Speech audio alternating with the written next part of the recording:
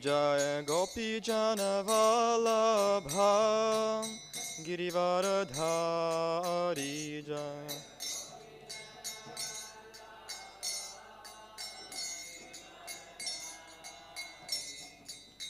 Yashodanandana Vrajajana Ranjana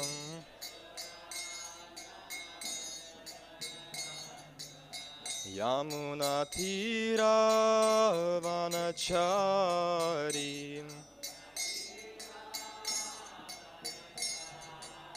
Yamuna Tira Vanachari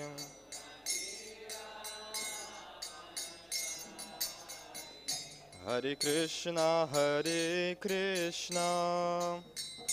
Krishna Krishna Hare Hare Hare Rama Rama Rama Hare Hare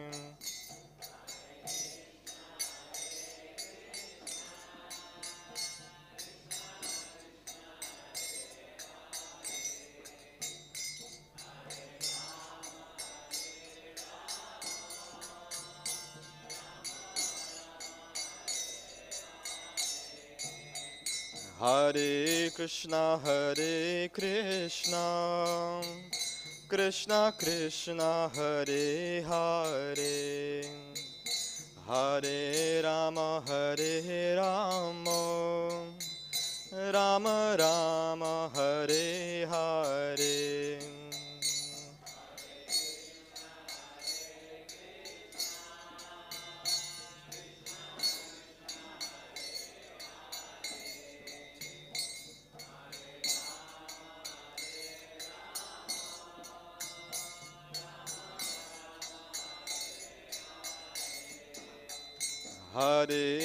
Hare Krishna Krishna Krishna Hare Hare Hare Rama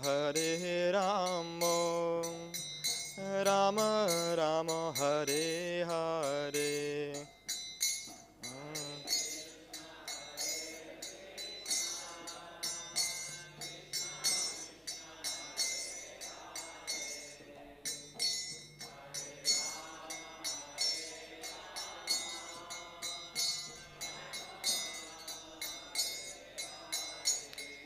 Jaya Prabhupada Srila Prabhupada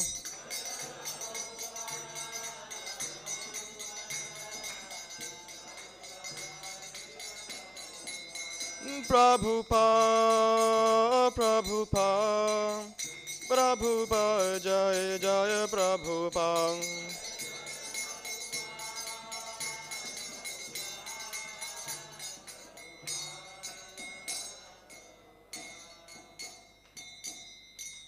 Jai Vishnupad Paramahamsa Parivrajacharya Stotra Srimad His Divine Grace Abhay Chanarvinda Bhaktivinoda Swami Srila Prabhupada ki Anantakoti Vaishnavrinda ki Namacharya Shri Haridas Thakur ki Prem Se Kaur Shri Krishna Chaitanya Prabhu Nityananda Shri Advaita Gadadhar Shivasi Gaur Bhaktivinoda ki Shri Radha Krishna Gabu Gopinath Shyam Kund Radha Kund Giri Govardhan ki Vrindavan Dham ki Shri Mayapur Dham ki Yamuna Mai ki Ganga Mai ki Bhakti Devi ki Tulsi Maharani ki Grantaraj Srimad Bhagavatam ki Samaveta Gaura Bhaktivinoda ki Nitai Gaur Premanande All glories to Samadvaris All glories to Samadvaris All glories to Samadvaris All glories to Shri Shri Guru Gauranga All glories to Srila Prabhupada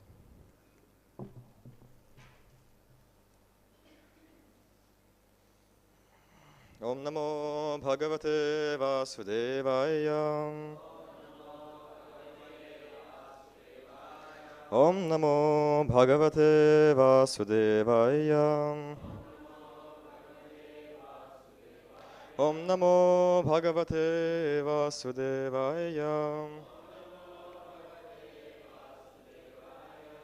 Reading from Srimad Bhagavatam, Canto 2, Chapter 2, The Lord in the Heart, Text 5.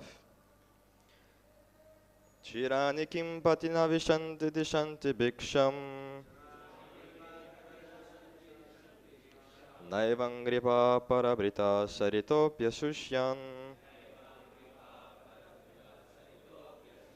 ruddhā guhāḥ kim ajito vati nopasannān. Kasmād bhajanti kavayo dhana-durmadāndhān.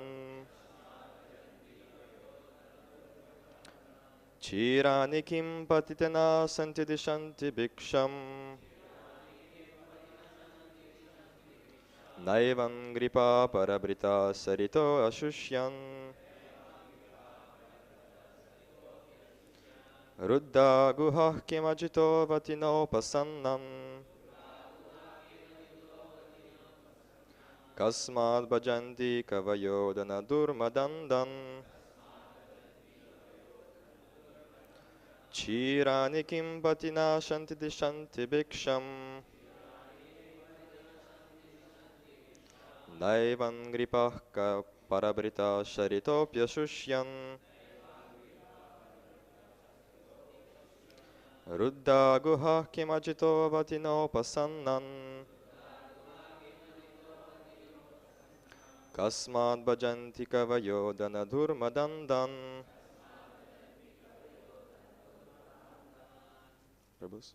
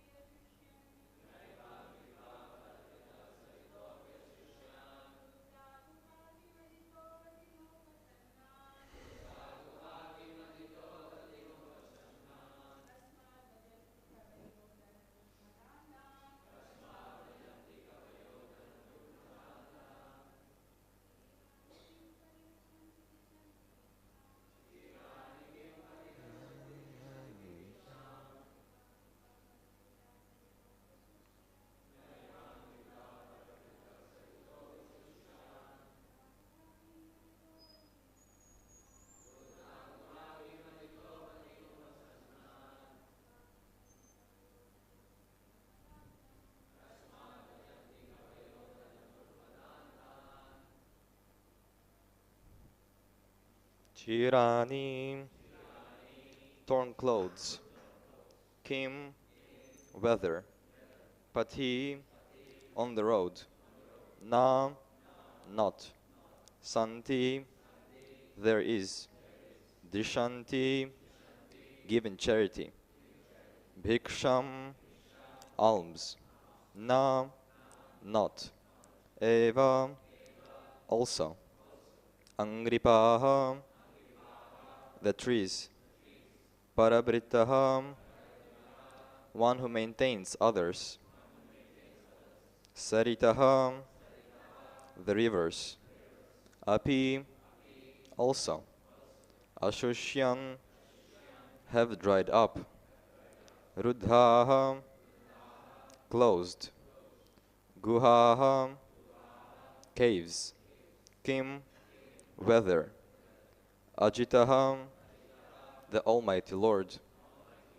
Avati, give protection. Na, not. Nopasannān, the surrendered soul. Kasmād, what for then? Bhajanti, flatters. Kavayo, the learned. Dhana, wealth. Durmada-andhān, too intoxicated by. Translation purport by His Divine Grace, Apparition Ravinda Bhaktivedanta Swami Srila Prabhupada. Are there no torn clothes lying on the common road? Do the trees which exist for maintaining others no longer give alms in charity? Do the rivers, being dried up, no longer supply water to the thirsty? Are the caves of the mountains now closed? Or above all, does the Almighty Lord not protect the fully surrendered souls? Why then do the learned sages go to flatter those who are intoxicated by hard-earned wealth? Purport. The renounced order of life is never meant for begging or living at the cost of others as a parasite. According to the dictionary, a parasite is a sycophant who lives at the cost of a society without making any contribution to that society. The renounced order is meant for contributing something substantial to society and not depending on the earnings of the householders. On the contrary, acceptance of alms from the householders by the bona fide mendicant is an opportunity afforded by the saint for the tangible benefit of the donor. In the Sanatana Dharma institution, alms giving to the mendicant is part of a householder's duty, and it is advised in the scriptures that the householders should treat the mendicants as their family, children, and should provide them with food, clothing, etc., without being asked. Pseudo-mendicants, therefore, should not take advantage of the charitable disposition of the faithful householders. The first duty of a person in the renounced order of life is to contribute some literary work for the benefit of the human being, in order to give him realized direction towards self-realization. Amongst the other duties in the renounced order of life, Srila Sanatana, Srila Rupa, and the other Goswamis of Vrindavan, the foremost duty discharged by them was to hold learned discourses amongst themselves at Sevakunja, Vrindavan, the spot where Sri Radha Damodar temple was established by Srila Jiva Goswami, where the actual Samadhi tombs of Srila Rupa Goswami and Srila Jiva Goswami are laid. For the benefit of all in human society, they left behind them immense literatures of transcendental importance. Similarly, all the acharyas who voluntarily accepted the renounced order of life aimed at benefiting human society, not living a comfortable or responsible life at the cost of others. However, those who cannot give any contribution should not go to the householders for food. For such mendicants, asking bread from the householders are an insult to the highest order. Shukadeva Goswami gave this warning especially for those mendicants who adopt this line of profession to solve their economic problems. Such mendicants are in abundance in the age of Kali. When a man becomes a mendicant willfully or by circumstances, he must be of firm faith and conviction that the Supreme Lord is the maintainer of all living beings everywhere in the universe. Why then would he neglect the maintenance of a surrendered soul who is 100% engaged in the service of the Lord? A common master looks to the necessities of his servant, so how much more would all the all-powerful, all-opulent Supreme Lord look after the necessities of life for a fully surrendered soul? The general rule is that a mendicant devotee will accept a simple small loincloth without asking anyone to give it in charity. He simply salvages it from the rejected torn cloth thrown in the street. When he is hungry, he may go to a magnanimous tree which drops fruits. When he is thirsty, he may drink water from the flowing river. He does not require to live in a comfortable house, but should find a cave in the hills and not be afraid of jungle animals, keeping faith in God, who lives in everyone's heart. The Lord may dictate to tigers and other jungle animals not to disturb his devotee. Haridas Thakur, a great devotee of Lord Sri Chaitanya, used to live in such a cave, and by chance a great venomous snake was a co-partner of the cave. Some admirer of Thakur Haridas, who had to visit the Thakur every day, feared the snake and suggested that the Thakur leave that place. Because his devotees were afraid of the snake, they were regularly visiting the cave. Thakur Haridas agreed to the proposal on their account. But as soon as this was settled, the snake actually crawled out of its hole in the cave and left the cave for good before everyone present. But at the dictation of the Lord, who lived also within the heart of the snake gave preference to Haridas, decided to leave the place and not disturb him. So this is a tangible example of how the Lord gives protection to a bona fide devotee like Thakur Haridas. According to the regulations of Sanatana Dharma, one is trained from the beginning to depend fully on the protection of the Lord in all circumstances. The path of renunciation is recommended for acceptance by one who is fully accomplished and fully purified in his existence. This stage is described also in the Bhagavad Gita 16.5 as Daivi Sampat. A human being is required to accumulate Daivi Sampat, or spiritual assets. Otherwise, the next alternative, Asuri Sampat, or material assets, will overcome him disproportionately, and thus one will be forced into the entanglement of different miseries of the material world. A sannyasi should always live alone without company. He must be fearless. He should never be afraid of living alone, although he is never alone. The Lord is residing in everyone's heart, and unless one is purified by the prescribed process, one will feel that he is alone. But a man in the renounced order of life must be purified by the process. Thus he will feel the presence of the Lord everywhere, and will have nothing to fear, such as being without any company. Everyone can become a fearless and honest person, and if his very existence is purified by discharging the prescribed duty for each and every order of life, one can become fixed in one's prescribed duty by faithful oral reception of Vedic instructions and assimilation of the essence of Vedic knowledge by devotional service to the Lord. Read the translation again. Are there no torn clothes lying on the common road? Do the trees which exist for maintaining others no longer give alms in charity? Do the rivers, being dried up, no longer supply water to the thirsty? Are the caves of the mountains now closed? Or above all, does the Almighty Lord not protect the fully surrendered souls? Why then do the learned sages go to flatter those who are intoxicated by hard-earned wealth?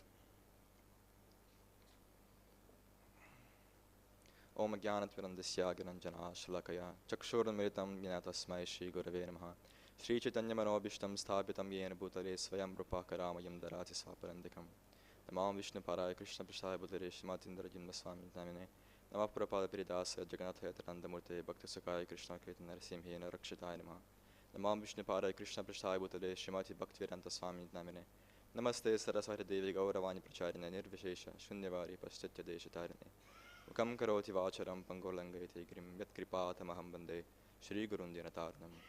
Jai Shri Krishna Chaitanya Prabhu Nityananda Shri Advaita Gadadhara Shivasi Gaura Bhaktavinda. Hare Krishna Krishna Krishna Hare Hare Hare Rama Rama Rama Hare Hare. So, I'm probably one of the youngest devotees here to give ever class. So, I ask for your blessings. Thank you. Hare Krishna. So here Srila Prabhupada and Shukra Goswami in his verse describe how devotee shouldn't be dependent on karmas. He shouldn't be, as Prabhupada writes, a sycophant. He shouldn't be trying to please the karmis to get some wealth, because that's contradictory to the principles of renunciate. He shouldn't be trying hard to earn money. He should be trying to serve the Lord. He should be trying to spread the movement of Sri Chaitanya Mahaprabhu nowadays. Of course, we still depend on the karmis because they're the ones running the economy and everything. But we shouldn't be really trying to focus on that. We shouldn't be trying to be focused on the money, because as it says in Bhagavad Gita, Krishna says, "Yoga kshema vaham yaham." Krishna provides what we lack and preserves what we have. So if we sincerely perform our service, as here it says, if you are fully surrendered souls, Krishna will definitely provide everything to you. And even if you aren't a fully surrendered soul, Krishna will still provide if you are trying to serve him. There have been numerous examples of devotees going for Sankirtan, going somewhere to places where they have no idea what's happening there. And Krishna provides to them. Krishna gives them everything they need so they can perform the service the way that Krishna and Prabhupada and their guru would appreciate.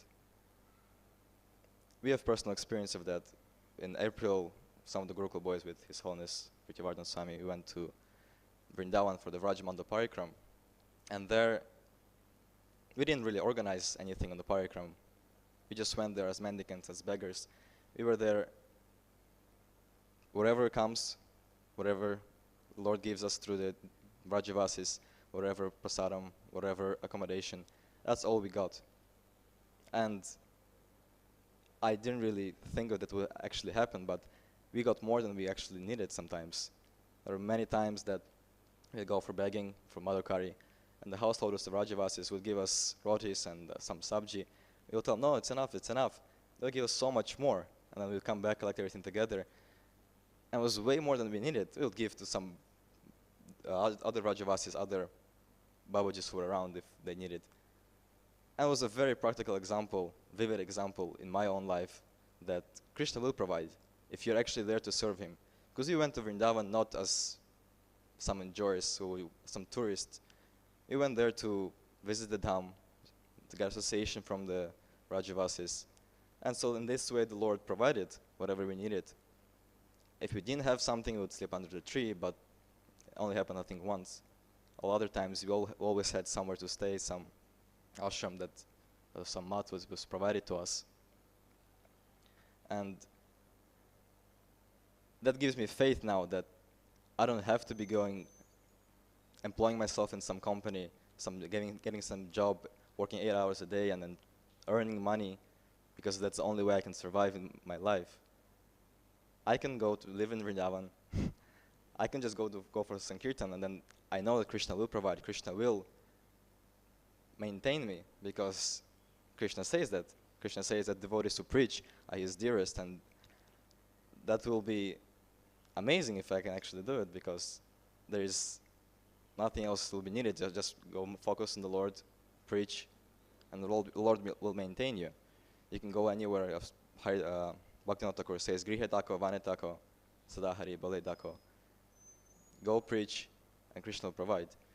But then the question may be raised is that, why do people fear? Why do they think that Krishna won't provide?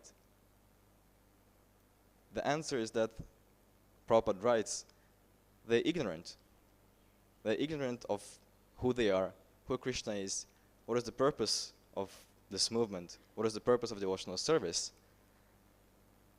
For that, one has to study Shastras, study Prabhupada's books, and that way view the world through Shastra Chakshush. Prabhupada has given us everything in the books, and if we just study them, we'll understand how to live a life in a simple way and thinking in a high manner. Prabhupada was so merciful to give us everything there in those books. I should be waking up in the morning trying to think, what verse am I going to read today? How much am I going to read today? And the whole day I should be trying to discuss whatever I read from Srila Prabhupada's books, discussing with this devotee, which sentence caught your attention from this book? I'll tell him the sentence I was interested about. That should be the whole day. That should be focused about on Prabhupada's books. I'm going to sleep, I'm reading Prabhupada's books. I put the book right next to my bed, so in the morning I can wake up after I clean my hands and everything. I can read Prabhupada's books. I wake up with the thought of Prabhupada's books. That should be our mentality. Because all the words that Prabhupada put in these books are all very wonderful. Every single one of them. Even if somehow or other, if we get lost and we are there on some island with no civilization, if you have one page of Prabhupada's books, just one page, and if we read it every single day for the rest of our lives, we will achieve perfection. Because Prabhupada put so much endeavor in every single word and every single page that that one page will save us. That will be the greatest blessing we will have. And then once our life comes to an end, we go back home, back to Godhead, and we meet Srila Prabhupada, we can be proud of what we did for him. We can be proud of, yes, Prabhupada, I did this service for you. I did this service for you. But then if we come there and we are embarrassed in front of Prabhupada, we have to cover up for our mistakes, regret what we did. That's going to be very, very unfortunate for us. I want to come to Prabhupada and say, yes, Prabhupada, I'm here for you. I did everything in my life just for you. It shouldn't be just in the morning we come here, the Mangalarati, Janjapa, Bhagavatam class, and we have to focus on Krishna. But then the rest of the day should be also focused on Krishna, which is many times very hard because you have your job still. Because this verse is mostly meant for the renunciates. But grihastas, they have to maintain their family, so sometimes they have to employ themselves and have association of other karmis. So many times it's very hard. but then they have to be sticking to the main principles of reading Prabhupada's books, chanting, being focused during the chanting, so that they can be freed of those attachments and that they can be maintained by the Lord and be able to detach. But also we should not be blindly following these instructions of detachment. We should be knowing what to detach. Okay, I can detach this. I don't need this at all. This I can use in Krishna service. This I'll get attached to. This is for Krishna. This I cannot use in Krishna service for sure. It's illegal. There's a story of Prabhupada. He was walking in Los Angeles, in Venice Beach, and there was a big skyscraper. And he pointed to the skyscraper and said, one day, we as devotees, we're going to have such a big building for Krishna. And everybody's go, Jai Prabhupada. And they walk by, and a few minutes later, there's a big, big car, limousine. Prabhupada points at the car. One day, we'll have a car like this to serve Krishna. Everybody's go, Jai Prabhupada, Jai Prabhupada. And a few minutes later, there's a man walking with a big, fluffy dog. Prabhupada points at the dog. One day, we'll have a dog like this for Krishna. Everybody's go, Jai Prabhupada. Prabhupada stops, turns around, looks at them, says, you fools, what's the dog for? How are you going to use that for Krishna? So, yes, Prabhupada did say many, many things, but we have to use our intelligence to understand those things and apply them in our lives. And again, see the world through the eyes of Prabhupada, how he perceived the world, how he viewed the movement. And so,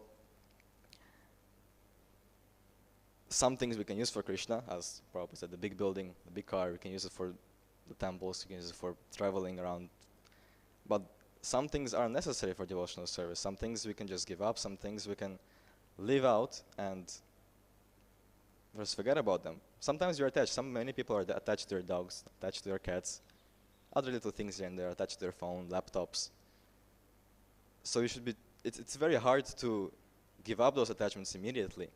But if you try little bit trying to use them in Krishna's service, like let's say you have a pet dog, I don't know, you can feed prasadam to the dog, you can chant Hare Krishna to the dog, and pray to the Lord that I want to give up this attachment. The point is they have to be praying to the Lord and begging Him so that those attachments that we have which aren't conducive for our devotional service can be left off so that we can focus on the Krishna consciousness completely, so that at the end of our life, the only thing that we'll remember is Krishna.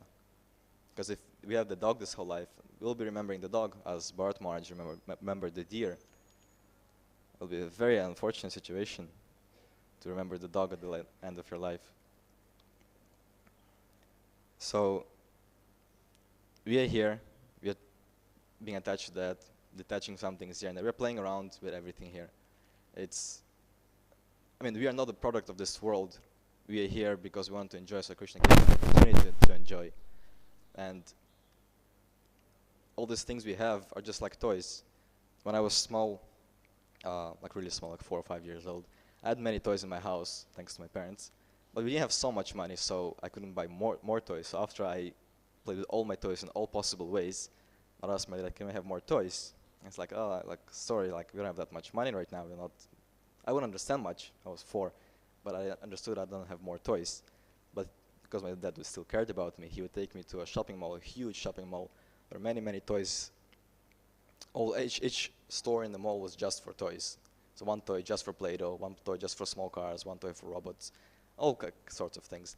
So I would go there, spend like 2-3 hours just coming to the shop, picking up this thing there, picking up this thing, playing around. But I knew I can't buy these things. I play with them, I put them aside, and that's it. So every now and then my dad would take there, but I knew. I gave a promise to my dad, I'm not going to ask him if I can buy this. So similarly, as you can say, I use them for my enjoyment, so we can use them for Krishna's service in a way, but even if we get attached to them, they're all very temporary. I had those toys for 3 hours only. They're not mine, they'll never be mine.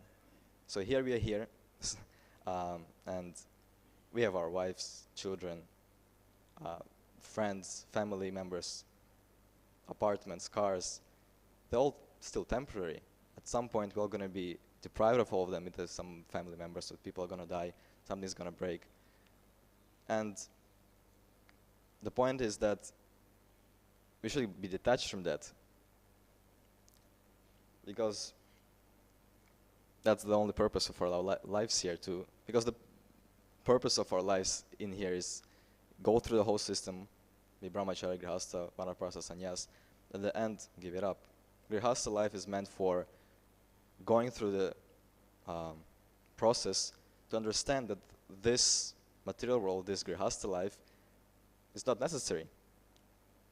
But you will only understand that after you go through those 25 or 30 or 40 years of grihastha life. So I didn't have experience of that. I heard it from my seniors. But if I do get the experience, I hopefully at the end I will realize that there is no need for that. If I don't realize that, then all those years that I had in grihastha life were wasted. Because what's the point of enjoyment if in no way it brings you closer to Krishna?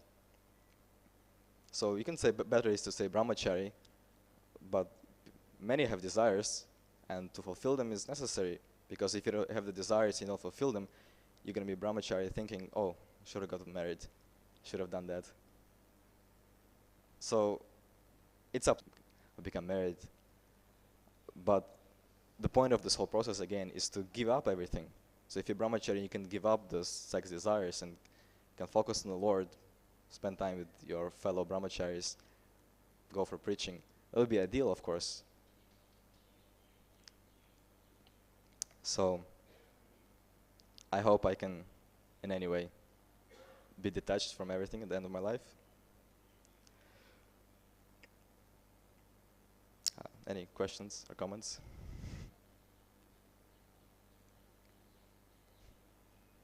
Yes, bro.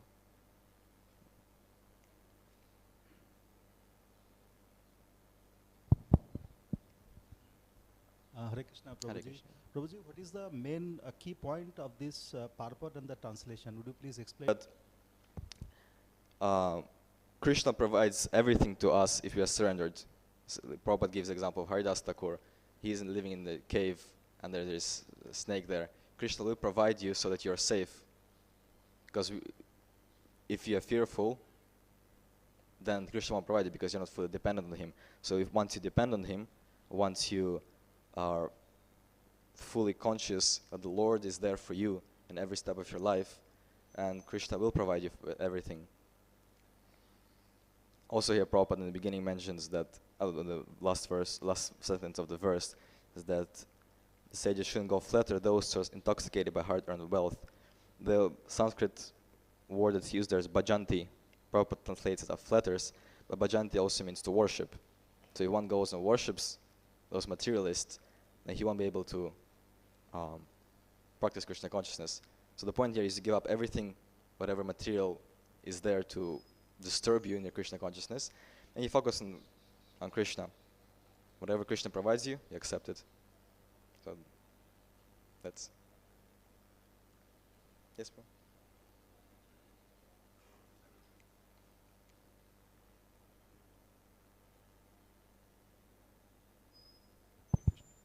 Thank you very much for a wonderful class, Prabhu. I was just listening to this about grihastas giving charity to sannyasis. Mm-hmm. I was actually watching a sannyasi the other day there, trying to get out.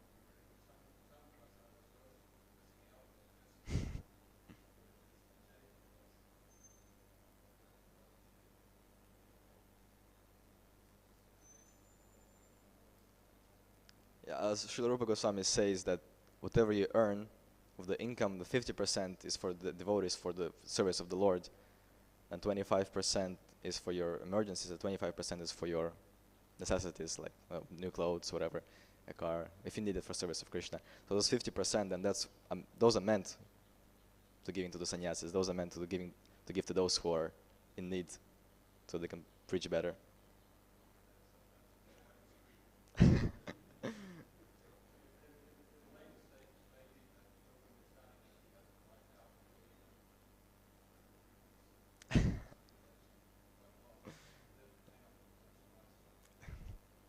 Yeah. Thank you. Yes, bro.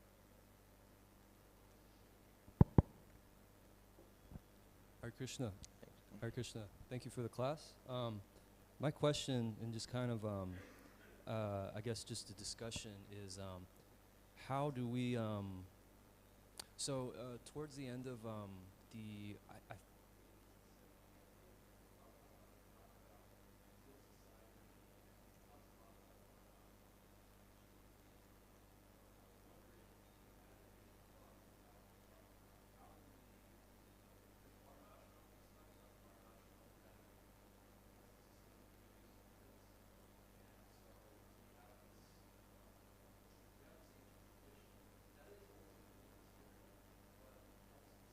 Mhm.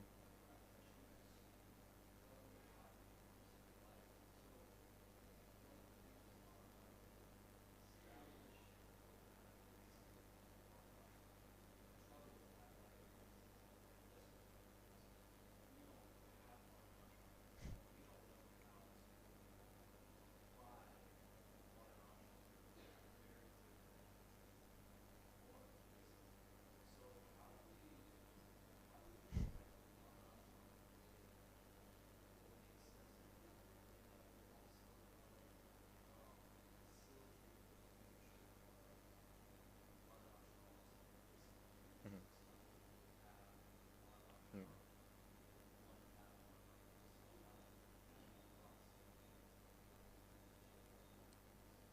Well, first of all, it should start from the children, because they're the ones who, if they get the proper education, if they understand proper varnashram, as it was said by Manu, first of all, who established varnashram, and by Prabhupada from his instructions how to practically apply varnashram, then if the children of ISKCON understand that, then once they grow up, they're the ones who can be implementing it themselves, and as they get in some managerial positions, some leadership positions, they will be able to guide others how to do it. That's first of all. Then also, to be on the platform of varnashram, one has to have his consciousness on Manomaya platform, because Pranamaya, there is no sense of rules and regulations as such, but Manomaya is the first stage where you get understanding of rules and regulations and that somebody is in charge. So it can be like a Asuric varnashram, that somebody is in charge, we have to follow the rules, otherwise we go to hell, we get sinful reactions. And Vijnana Moya is more that Krishna is in charge. So by trying to help others elevate to the platform of Manomaya, then those who are in that level of consciousness, then they will be able to, well, they will actually not, they will voluntarily start following varnashram. So helping those elevated consciousness through Prabhupada's books, through devotional service, which purifies one, then it'll be much easier. But those who are not on the level, who are on the level of Annamaya and Pranamaya, because I'm sure there are many devotees who are on that level, they just joined and they're interested in Krishna consciousness. It will be very hard for them to explain that varnashram is the ultimate system and that it's necessary. Because for them, they don't want to follow the rules and regulations. They don't just enjoy with themselves, or they don't pranamaya with somebody else. So, yes.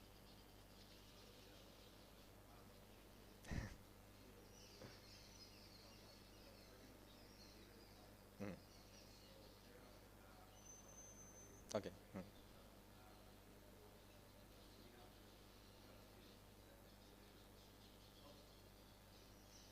Yes. I think the microphone is off, so I'll repeat it here. Is that how do we actually present it to the newcomers so they understand that varnashram is the best system for them to? So, well, you have to first. There's Bhagavatam. There are many examples of varnashram how it has been followed. So you have to present it to them and give it to them, so they actually understand and realize that it is the best system. You have to give examples from those societies where it was followed, and how each and every order of life, as the ashram or the varna, it's necessary for them, personally for them, to, it's not necessary as such because Mahaprabhu kind of rejected, but because we are so conditioned, you can say it's necessary. It's like an example would be going from here to America by a plane is very easy. So it would be like using Varnashram system. But walking from here to America or using a boat, it's possible you'll get it there, but it's very hard. So by not following Varnashram, it's going to be very hard to get to the next level because first we have to become human beings, which Varnashram makes us human.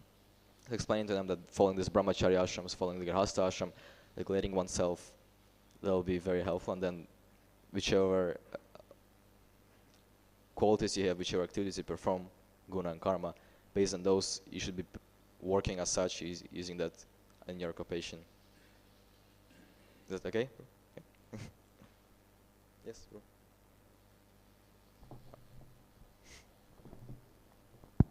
I just want to add regarding Yes. that, Bhanu Maharaj had given class, so Yes. he was telling something similar.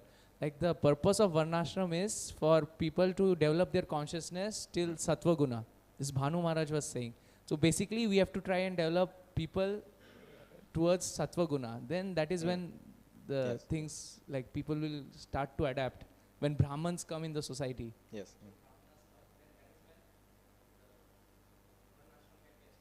Yeah, that's an important point. Yeah, thank you. Prabhu?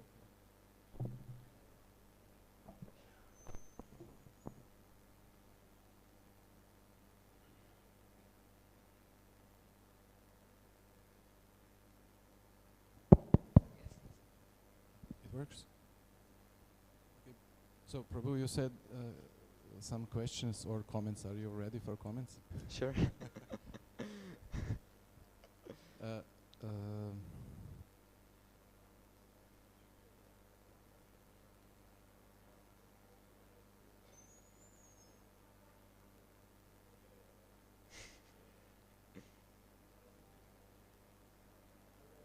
Sorry? Thank you.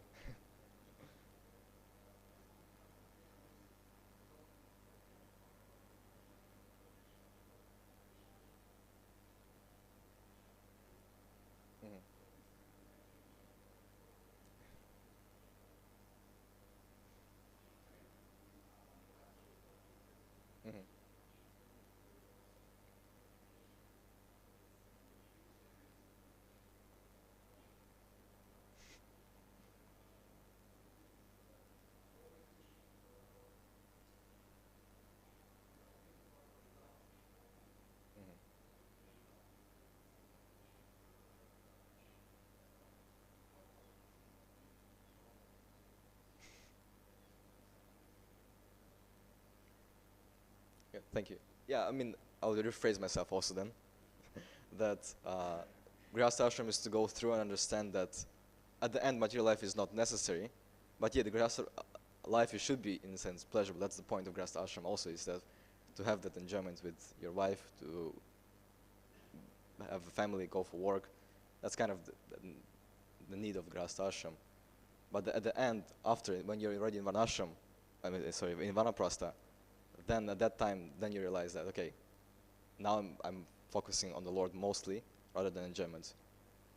Is that? Okay.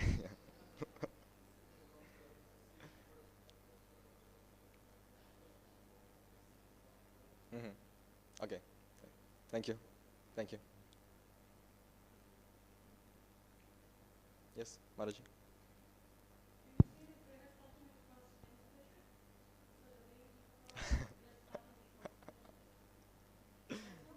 The question is grihastha life for sense pleasure? If I'm saying it. Okay. Regulated sense pleasure. According to the Shastras, the regulations of the Shastras, you can enjoy, but not out of the limits of whatever Shastra prohibits. So if whatever Shastra allows, then you can enjoy in that sense. But if, yeah. Prabhu wants to add something?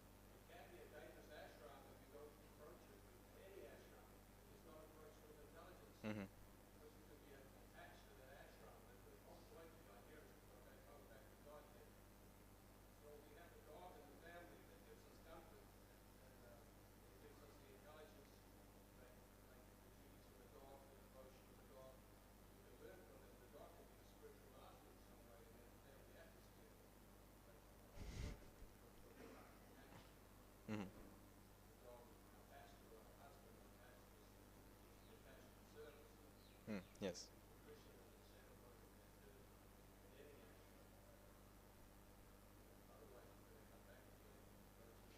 Right. Yes. Thank you. Prabhu, behind. Hare Krishna.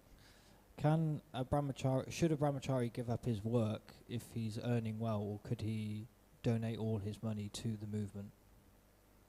Should a brahmachari give up his work? So if someone's aspiring to be brahmachari but they currently have work, Okay. should they give it up, or should they use? Well, it definitely depends on the situation. But if he's planning to be brahmachari and he's planning to be serving a guru, serving the temple president, and he's planning to distribute books and preach, and if the temple has sufficient money and which he gets through Sankirtan, I think he can give it up. But if he can work in the job and stay brahmachari while having the job and donate the money, I think it's... Maharaj, you want to comment on that or something?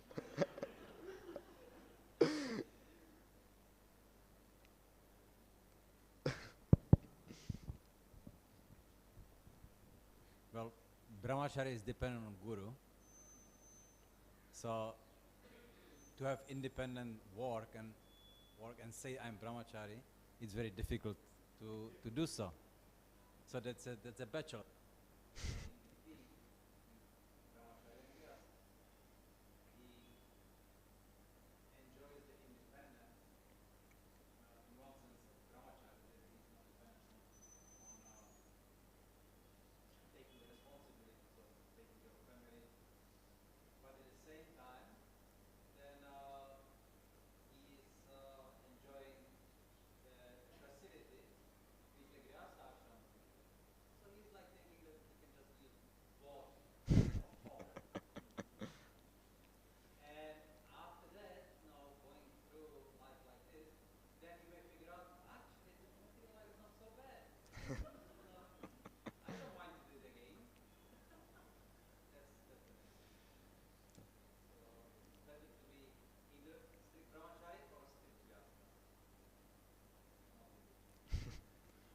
Thank you, Maharaj.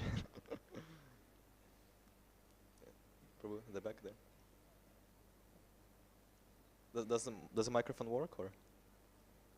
I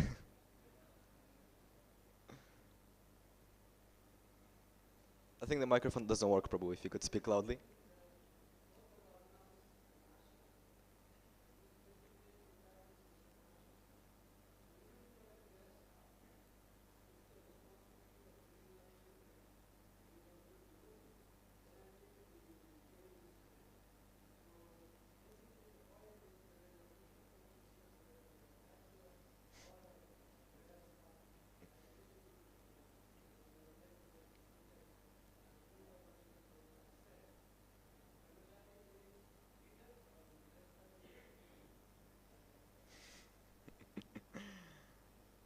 Well, in the ultimate sense, yes.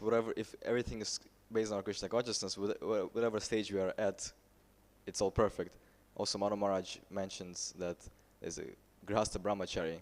That's what the term is. It's a grihasta who is very chaste to his wife or to her husband, and that's perfect.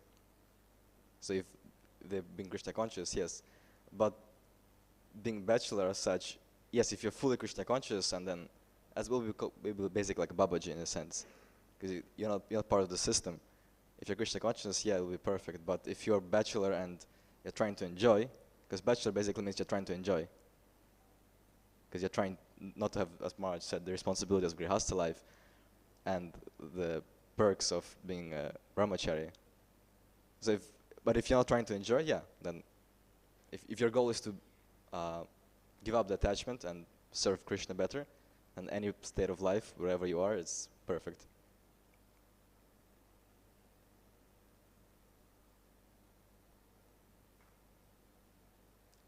Any other questions? Grantaraj from Bhagavatam ki, Srila Prabhupada ki, the Gopanamande.